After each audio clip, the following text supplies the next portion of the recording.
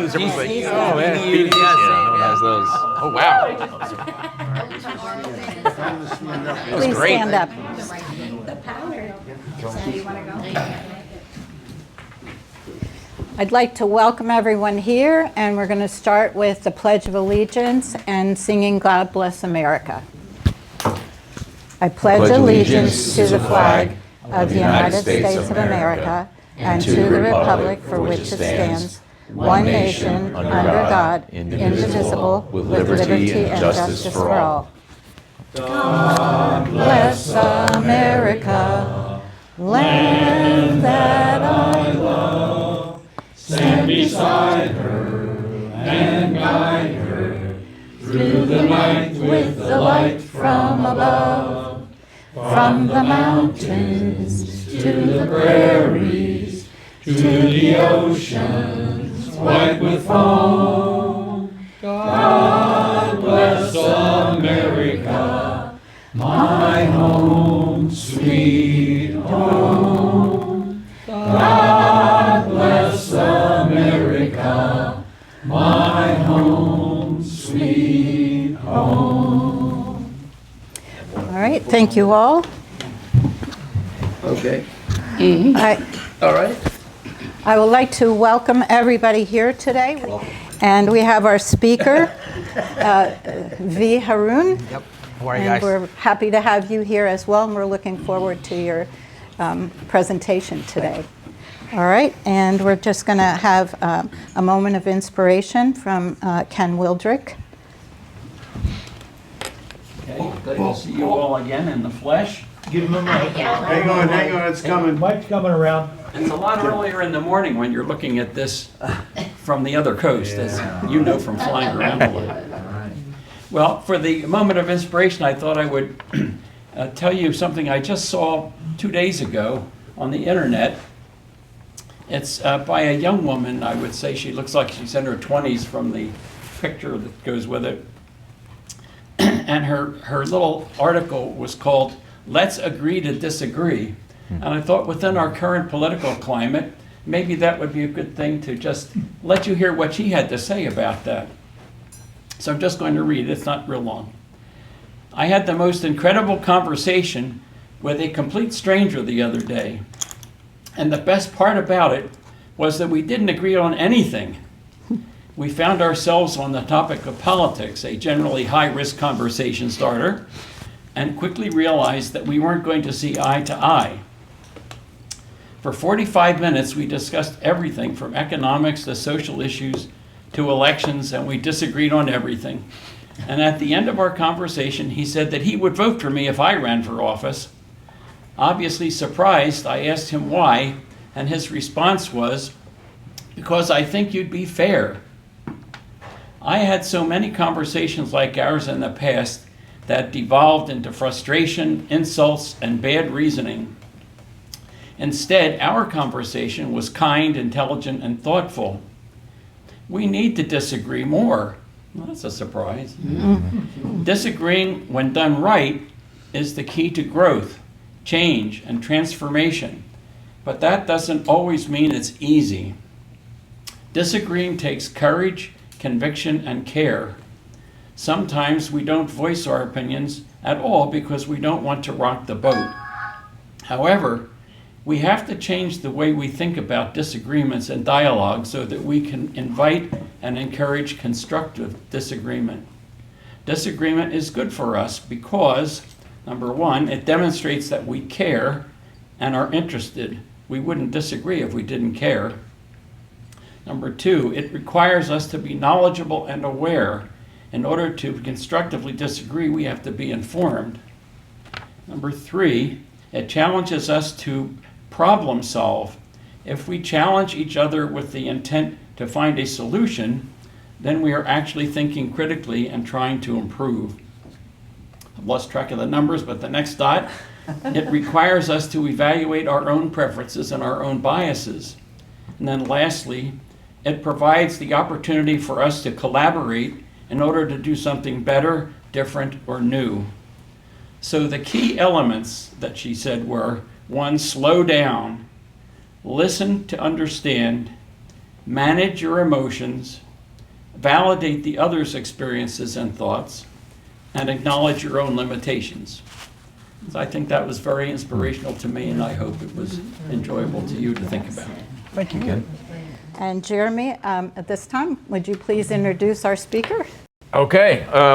Okay. Make sure I have the mic on. Yeah. I'm not going to say too much about Z. I'm going to let him introduce himself. But as a lot of you know, I'm a veteran, so I have a soft spot in my heart for veterans' concerns and on veterans' charities and groups that are involved with supporting veterans, particularly involving what we refer to affectionately as the GWAT generation, Global War on Terror generation, which is all of those people who served from 9/11 till, I don't know when, if it ever officially was declared over. 13 maybe. Yeah, it's a fuzzy ending, as with a lot of military conflicts. But anyway, there's a specific group. They have very different, a very different experience from a lot of the prior military generations. They're the last real big generation, the latest big generation to go to war following the Vietnam era, and those guys are all, no offense to any in the room, a little old. So there's been a big gap in our nation's experience with having a generation that went to war. I'm happy to say that America has done a much better job with the GWAT generation as far as accepting them and recognizing what they've gone through than some of our Vietnam brothers and sisters had to go through when they came back. So I think America learned a very valuable lesson. Part of that lesson is dealing with the mental scars that are left from deploying in combat. That's one of the things that Z does. The organization he's involved in is very much focused on helping soldiers through some very dark times and as they transition out of and make their way through civilian life. So without saying too much more, Z is a very good friend of mine. I've been trying to get him to play soccer with me, although now that I broke a finger playing soccer, that might not be the best pitch in the world. But I'm going to let Z speak and give the rest. I apologize. I didn't tell him there wasn't going to be a slideshow, even though I know about it. I just forgot to tell him. So he had slides and now can't regale you with slides. But Z, let's take it away. No handshakes, remember? Nice to meet you guys. My name is Z. Thank you, Jeremy, for having me, and thank you guys for having me here too. I just want to talk a little bit about myself. I will talk a little bit what led me to do what I do, and a little bit about what we do at work. I joined the military when I was 17 years old, Army. My mom had to sign for me because I was young. So after she signed, I was so gung-ho, I was happy. That was 06, and then I graduated basic training, infantry school, and airborne school at Fort Benning, Georgia, 2007. After that, I did the Active First program, which was the first, I was one of the first people that joined Active First program, where you do the first half of your contract active and then second half as a National Guardsman.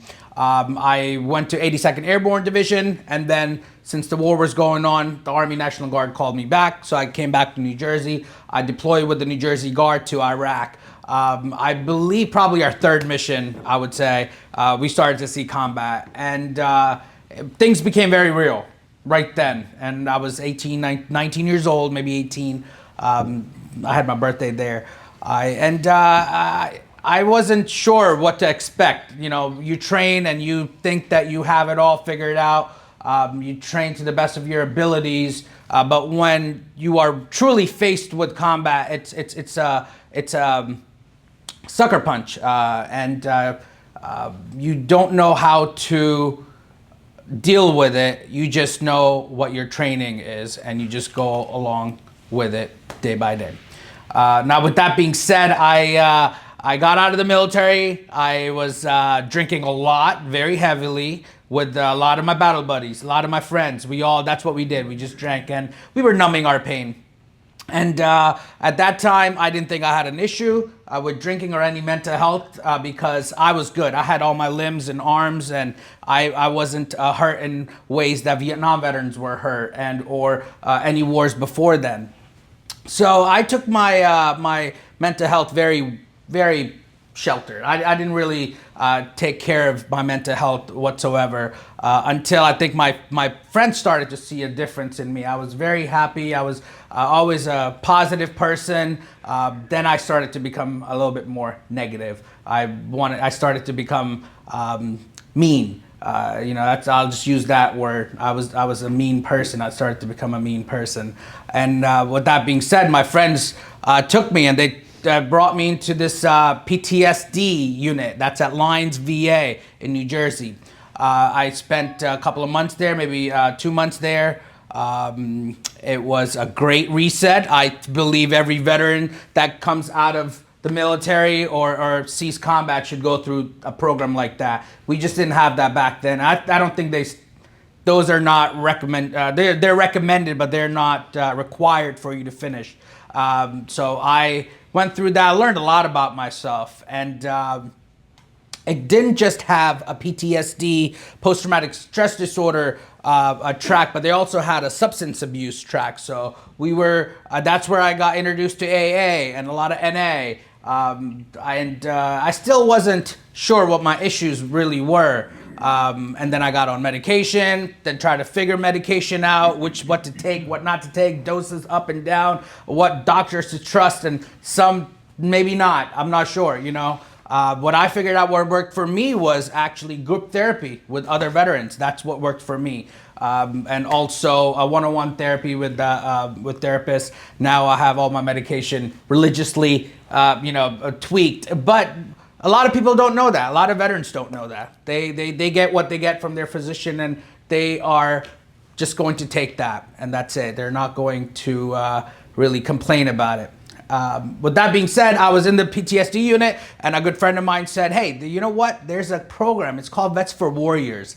And that program it's a peer support line over the phone. Rutgers is the university that houses it. It's run by a retired 2-star General Graham, and it's a nonprofit. I think you might be a good fit for that. I was like, okay, let me try it out. I applied, I got the job, and I was over night shifts for Vets for Warriors, which is a great organization. So that's who I work for. It's Vets for Warriors, and I belong to their New Jersey Vet2Vet program. So we help New Jersey veterans with all sorts of help. So with that being said, I'm just gonna go on my slides a little bit. Vets for Warriors was launched in December 2011. For more than 10 years. It's been about, of course, like 15, 16 years that Vets for Warriors has been in place. They've been growing, expanding, and doing all that we can to ensure that every member of the military community knows that they are not alone. I'm just going to skip a little bit. I just want to let you know that Vets for Warriors is a 24/7 peer support line. It is housed by Rutgers, and what we do there is we answer the phone 24/7 all over the place. So it's not just New Jersey, it's not just Pennsylvania, globally. So anywhere there are boots on ground for U.S. veterans, they can call, and their family members can give us a call. I've spoken with military members from Guam. Some are deployed to Kuwait. They can, off their Skype's phone, they can use. So we talk with everyone, Korea, Germany. So any veteran that's anywhere in the world can reach out to us, and we're 24/7. Our staff is all military. We do have one family member. That usually a lot of family member calls will go to that person because they can just understand a little bit better than a veteran might be able to.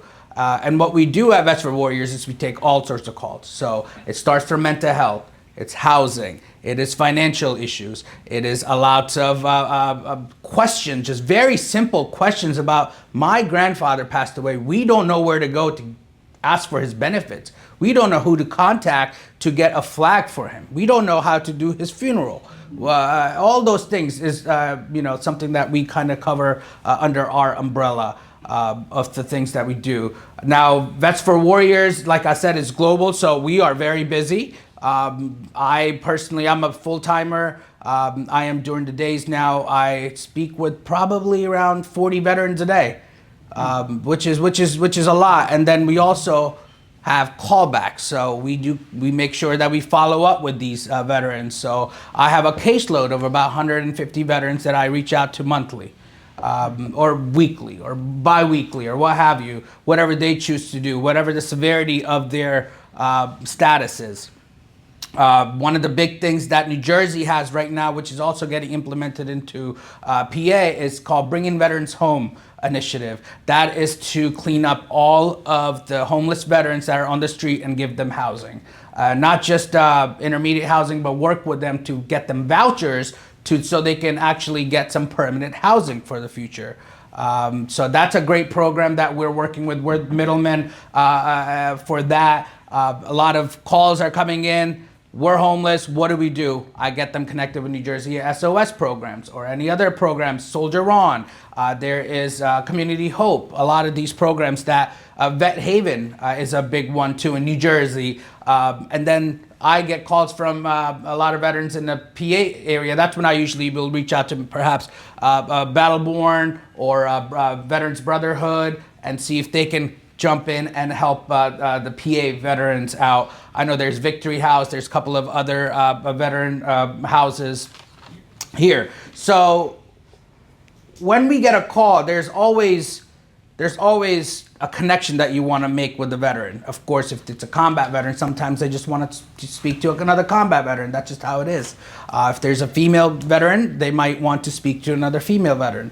So we're staffed by all walks of life, from the military side, females, Vietnam veterans, GWAT veterans like us, Air Force, Army, Navy, Marine Corps, and we don't have any Coast Guard. I don't think we don't have any Coast Guard or Space Force, but we do have all the other branches that all of us peers are part of. Now, one of the best things about Vets for Warriors and New Jersey Vet2Vet is it works on a model. It's a reciprocal peer support model.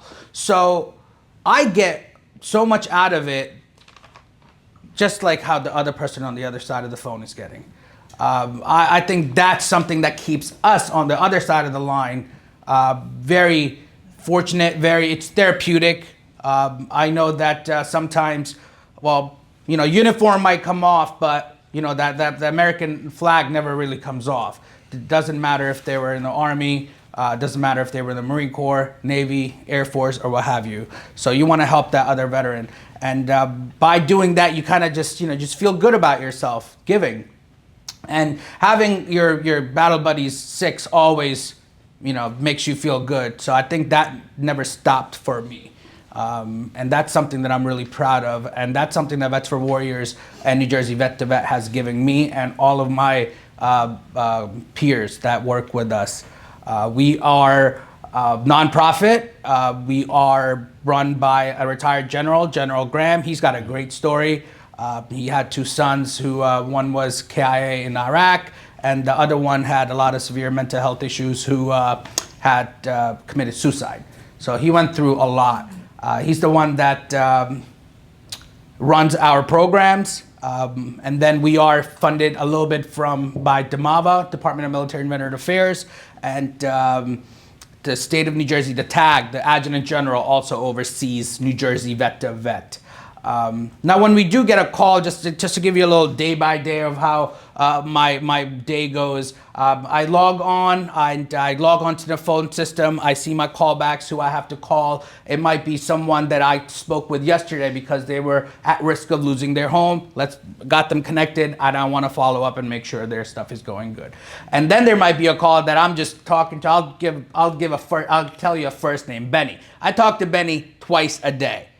I talk to Benny so much that it's, he's just one of those clients that just calls and I'm checking in. I'm like, you're good. Thanks for the check-in, and good to go.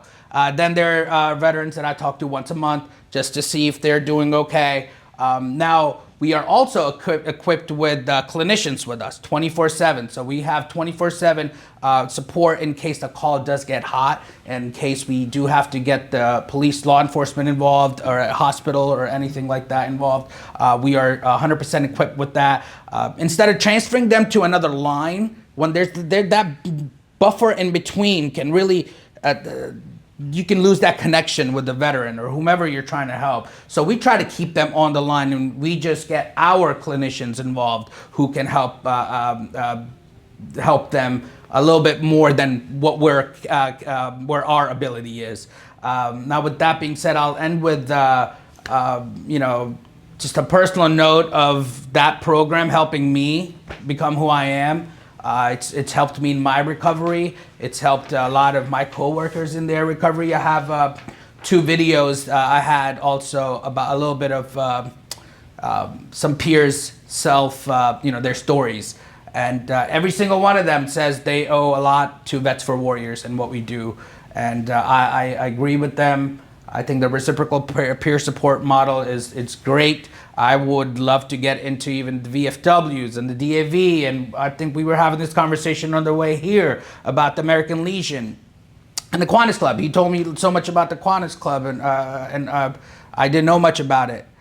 So we want to get involved with everyone, so everyone knows what Vets4Warriors is and what Vets4Warrior does, and it's just a phone call away. That's it. It's such a growing.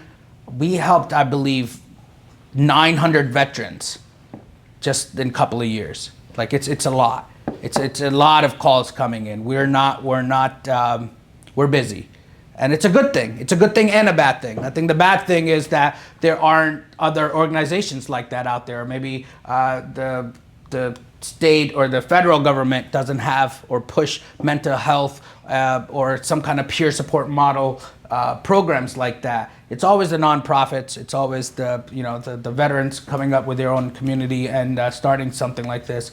But thank you for letting me share my story and tell you a little bit about Vets4Warriors. Thank you for having me. Jeremy has been a great friend for a couple of years now. Jeremy, he was there from my beginning to me getting squared away and me getting the help that I wanted. And I remember just being in that PTSD unit and Jeremy still checking in on me. Hey, how are you doing? And then after I came out, until this day, I think he'll check. Sometimes it's 2 months, 3 months, sometimes it's weekly, who knows, but we definitely try to check in with each other. So when he asked me to do this, I was like, sure, anything for you, Jeremy, whatever you need, anything, So I just wanted to say thank you for having me. Thank you guys for having me. You guys are great. It's a great program that Jeremy explained a little bit to me about, and I can't wait to learn a little bit more about you guys. Thank you.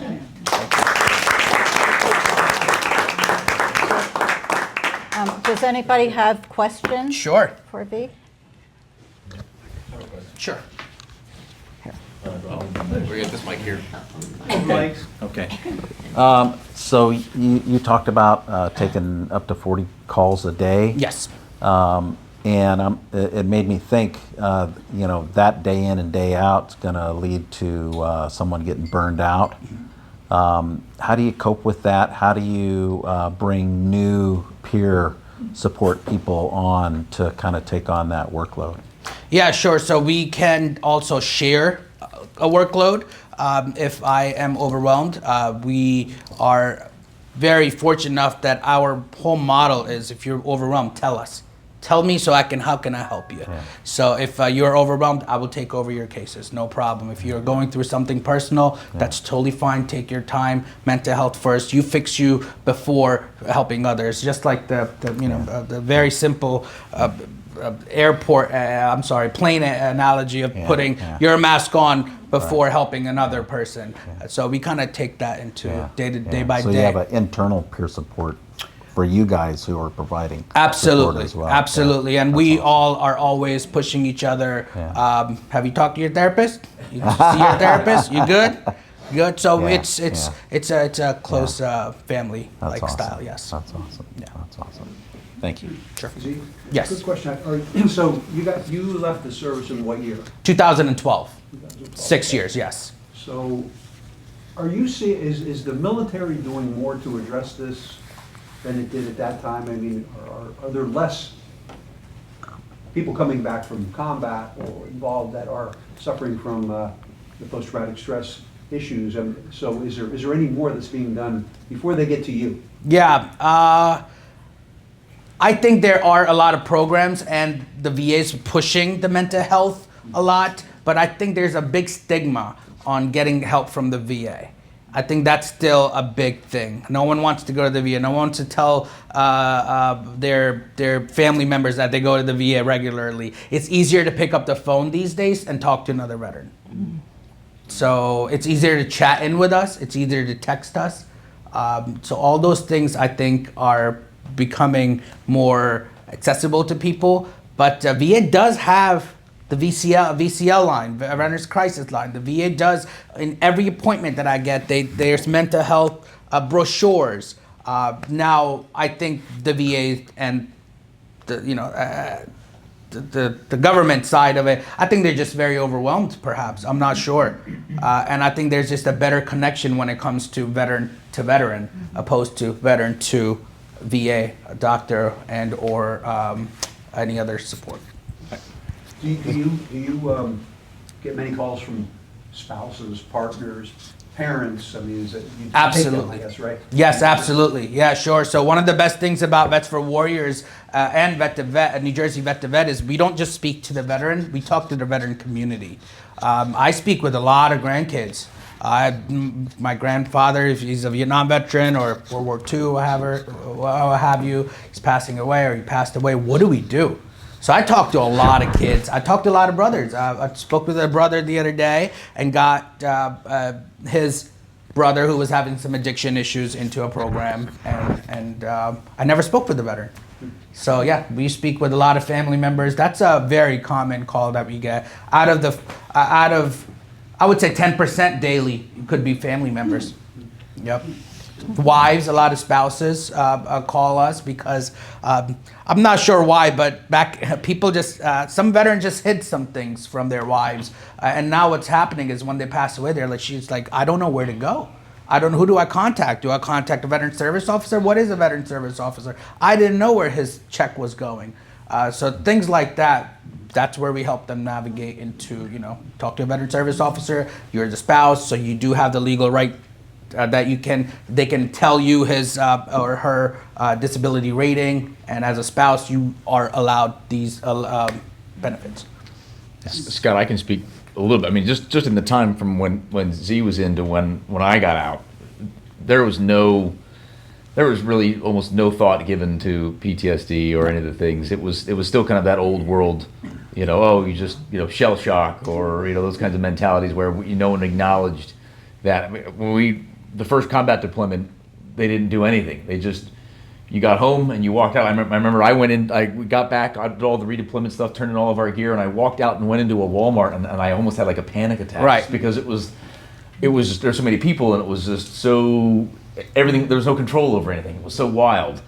So I think we're trending in the right direction. I think stuff like that Z's doing is great, and I think that there's definitely been improvements, but there's always room to get better. Yes.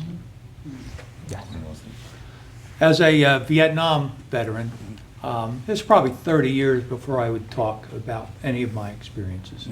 And probably 10 years ago, I checked in with the VA, Northampton County VA, to see, what benefits I may qualify for. But it's, to my experience, it's always, you got to check with them, you got to follow up with them. There's never any feedback unless you go in and see them, make an appointment and see the Veterans Administration service officer. Your organization sounds a lot more proactive. Yes. You're pursuing the veterans and checking in on them. Yes. Yeah, and also the follow-ups help because we also work with a lot of other nonprofits that are really proactive. So we do work with the American Legion, the DAV. So if the state VSO, which is a state veteran service officer, can't help, or you're just not getting through with the VA veteran service officer about your disability and your compensation or pension or any questions, I'm like, forget them. Let's go to the DAV one. Let's go to the DAV. You don't have to stick with the VA. Let's go to the American Legion Veteran Service Officer, or the VFW Veteran Service Officer, or let's go to their branch because they're more proactive. So that's something I think we have going on too, that we have a great relationship with a lot of other proactive perhaps nonprofits and or some state-run programs that are just, they just care a little bit more, perhaps. Yeah, and I think they have a lot more accountability. They have to report, these things to donors and all that stuff. So they want to make sure that they do the right thing. Yes. How available are the resources that you want to refer people to, and what kind of waiting times do you have for those referrals? Sure, it all depends on what kind of resources someone's looking for. Now, like Jeremy said, the mental health part has become very, very good with finding someone, a psychiatrist and or a psychologist. Homelessness has become great, so that's really rapid and fast. If someone needs to get off the street, we have the ability to put them in a hotel room for a month or two, and then while they're there, soldier on, Community Hope or any other organization that's working with them to find them permanent housing. So that's great. Now there's still a big gap between certain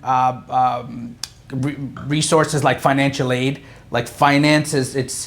They still want to see a lot of your bills. They want to see your debt and all those things. So that stuff takes a while if you need financial aid. So that's where I'm seeing a lot of people that are calling in about, I need help paying my bill, my electric bill, my phone bill, my mortgage. That's taking a little too long. From my understanding, it just takes too long. Until then, people are just they're digging into their savings and or don't have any savings left.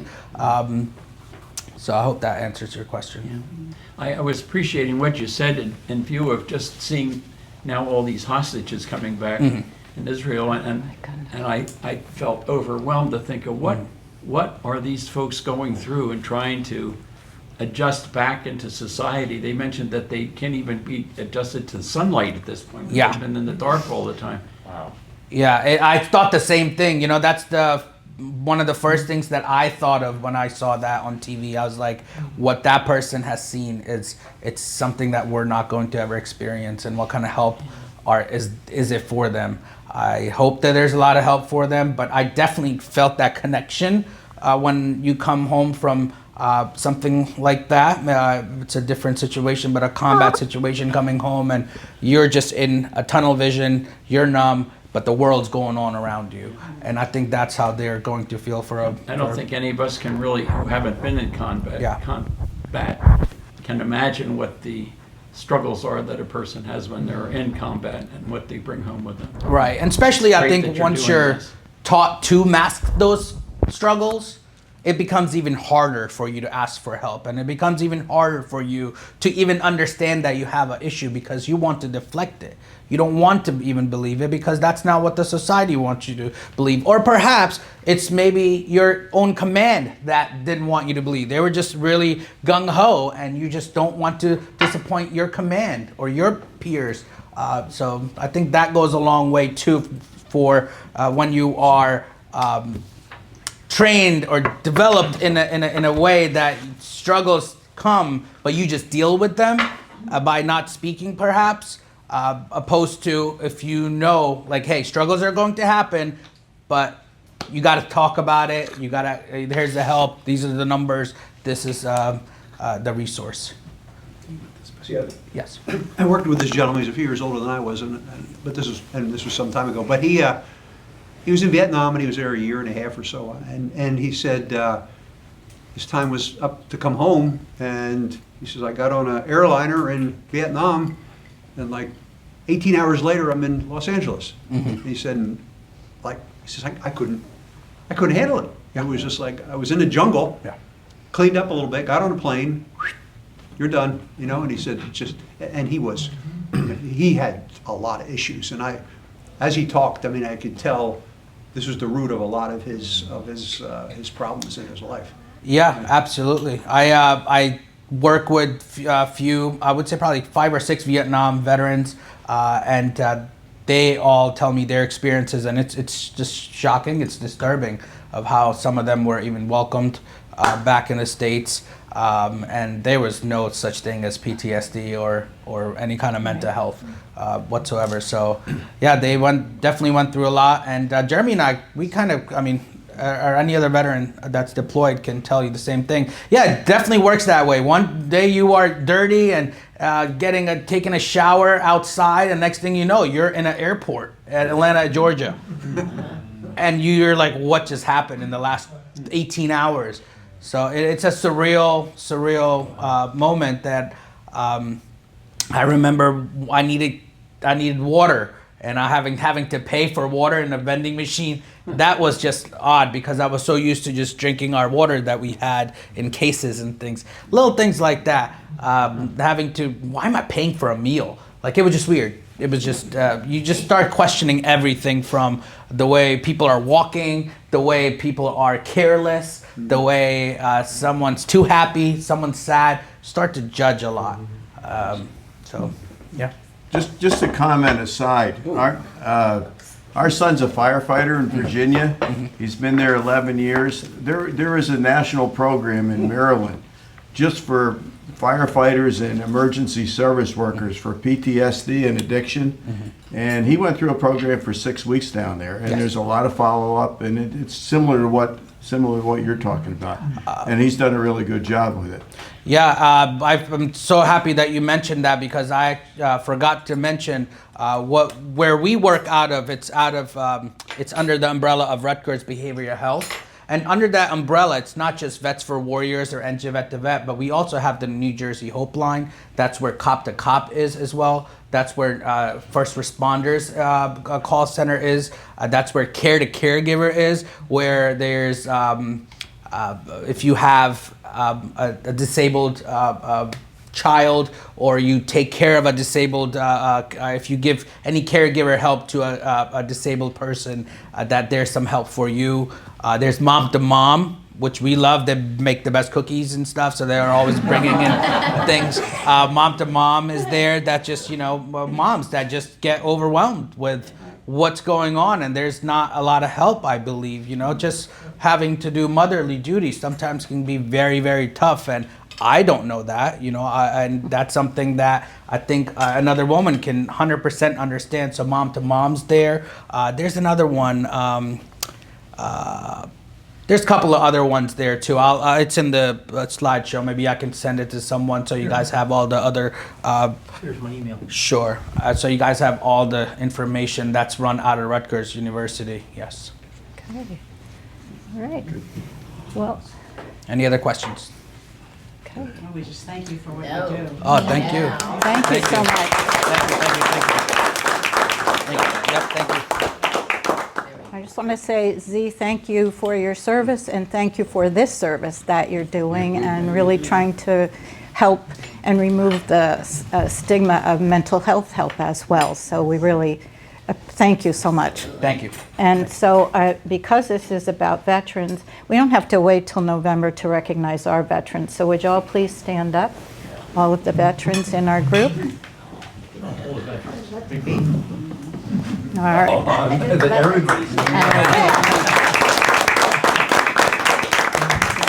Thank you all so much for your service. All right.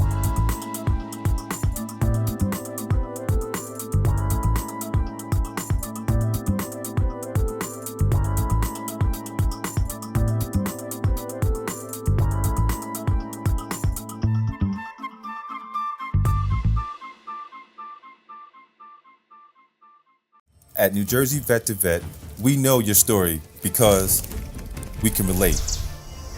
Are you a New Jersey veteran, Army, Air, National Guard, or family member? Peer support, we're here for you. Let me give you some resources to prepare you for deployment, Eric. So your daughter's having a hard time adjusting, Mrs. C. New Jersey Vet2Vet. Life doesn't have to be a battlefield. Call us